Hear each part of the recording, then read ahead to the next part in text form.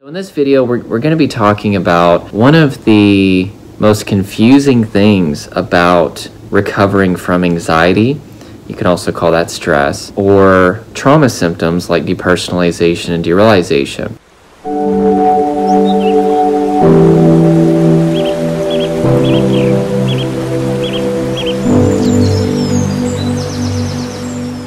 What is up, Fearless family? And also, if anybody who's not part of the Fearless family and you're watching this and you need help overcoming stress, anxiety, trauma, stuff like that, including depersonalization, derealization, make sure to smash that subscribe button, and also like this if it helps you, and comment if you have any questions. It's something that we all face, in my experience of talking with people and in my own experience, which is that we confuse safe symptoms for dangerous symptoms. And I got a little illustration here. So here is an empty toothpaste that I've been using for probably like the last week or so. And every day I go like this and I squeeze all the toothpaste to the top, and I'm just barely getting it on my toothbrush, and I'm like, this sucks. I need more toothpaste. But I don't know about you, I put off things to the last minute a lot of times. And little did I know, there is a brand new toothpaste sitting in my drawer. I went and told my wife, I was like, honey, we need some more toothpaste. And she's like, honey, I've already got like 2 brand new toothpastes that I've had in there for months now. And here's the thing. You don't know what you don't know. I mean, we're not trained as kids to be able to understand our nervous system and understand our brain. Maybe every now and then, but it's never intentionally focused on training young people especially on what to do if you start feeling certain symptoms, and to know that just because your heart is pounding, it doesn't mean that you're having a heart attack. Just because you are sweating, just because you experience brain fog and you can't concentrate, you can't remember, just because you experience shaking in your body, or in a traumatic state, you may feel totally disconnected from your body, or disconnected from the material world, or maybe you feel numb to emotions and pain.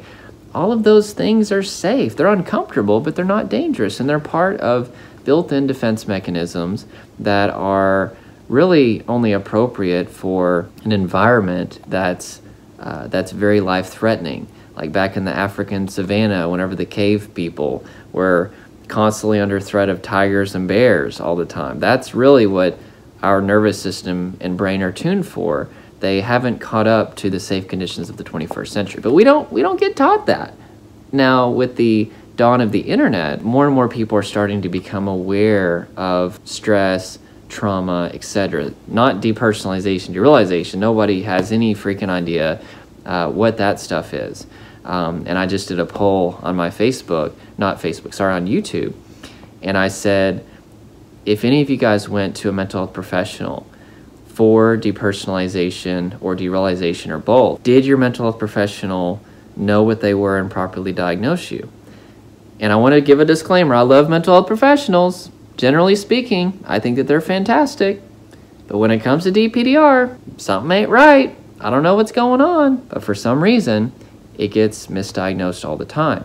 And in the poll, there were, last time I checked, nearly 200 people. It's probably over 200 people at this point. And it was around 66% of people said that their symptoms were misdiagnosed and that their mental health professional didn't know that it was DPDR disorder. So again, I'm not pointing fingers, I'm not going to throw out mental health professionals. Thank God for mental health professionals. We need more mental health professionals, but in particular, we need more highly trained mental health professionals when it comes to certain disorders, especially DPDR disorder. So with that being said, we experience all these uncomfortable symptoms and we don't know what the heck's going on. And because we feel so weird and disconnected and we feel like we're dying and we've never experienced anything like this, and it's starting to disrupt our lives, we instinctively assume that because we feel in danger, that we must be in danger. That's what happens when cortisol and adrenaline are pumping through your bloodstream. Everything is going to feel like a threat. and something can literally feel as if it's trying to kill you, when in fact it's as harmless as a bunny rabbit. It feels like there's a bear there or a tiger, when really it's a bunny rabbit. So what has to happen in order to correct this is we have to get educated. That's the first part of recovery from stress or trauma, including DPDRs. We have to get educated. We have to understand what's happening on a scientific level. We have to start to understand our brain and our nervous system, that they're hardwired for conditions that are no longer there. And just because we feel like we're in danger doesn't mean that we are in danger. And then the second thing that has to happen is we have to change our response to our symptoms. Instead of running from them and constricting our body, right? A constricted body is the main driver of your symptoms. We learn to relax our body. And it's not even that we have to immediately run and do yoga for 30 minutes every time we feel our body constrict. It's something called self-regulation that we have to do, which is where we just take a few seconds, we do a body scan, we relax our muscles, and then we put the focus back on something else. It takes 1 to 2 seconds. And we have to do that over and over again. And a lot of stressors are just going to fall off. They're just going to not even be stressors anymore, because the reason that they're stressors was because of how we're responding to them. But there will be some stressors, some stimuli that we're going to have to continually self-regulate for the rest of our life. We're going to have to teach ourselves to calm our body anytime that we're around that thing and it stimulates us. Why? Well, that's a whole nother video, but there's something in our brains called the anterior cingulate. And this works directly with the amygdala in our brain. You may have heard of the amygdala.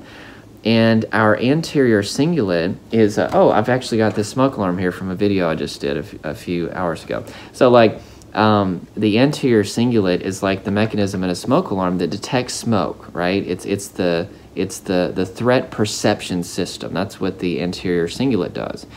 Now, the amygdala is like the part in the smoke alarm that actually sounds the alarm, right? And it alerts our sympathetic nervous system that, hey, there's a tiger attacking us.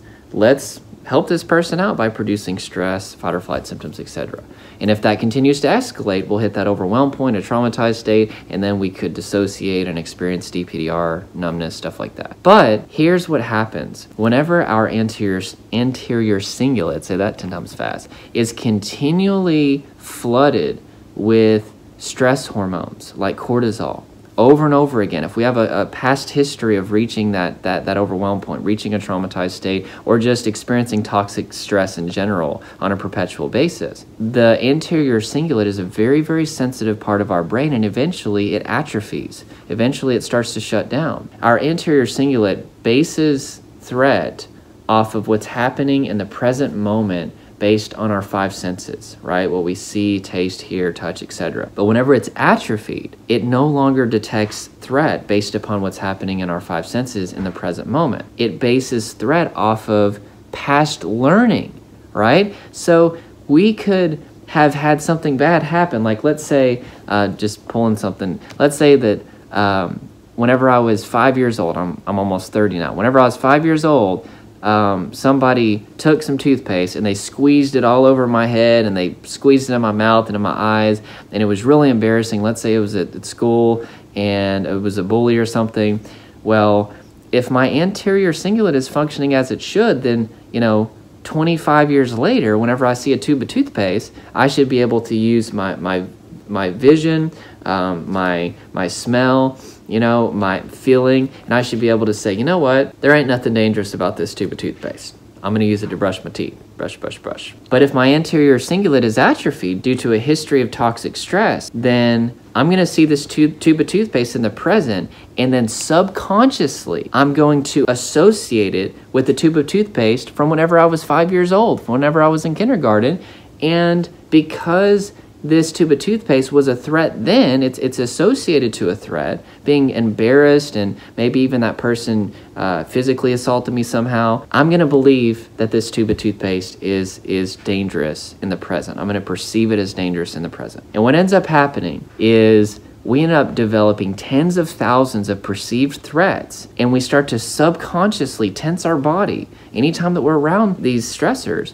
And a lot of times it happens below the level of consciousness, so we don't even know that we're doing it. What we notice are the symptoms that come, the stress symptoms, the fight or flight symptoms, the dissociative symptoms. But there's this little space between stimulus and symptoms where we constrict our body, and if in that moment we can learn to self-regulate, take a few seconds, relax our body, and then put the focus immediately back on whatever we were doing, we can eliminate ourselves from getting to the point where we're symptomatic. And of course, there are other things. I'm not saying that this is everything related to recovery, but this is a big part of it. We have to intentionally, the key is intentionality here. We have to intentionally have a strategy to keep ourselves from turning everything into a threat and from walking around stressed and traumatized all the time. And that's why we have to change our understanding, and then we have to change our response.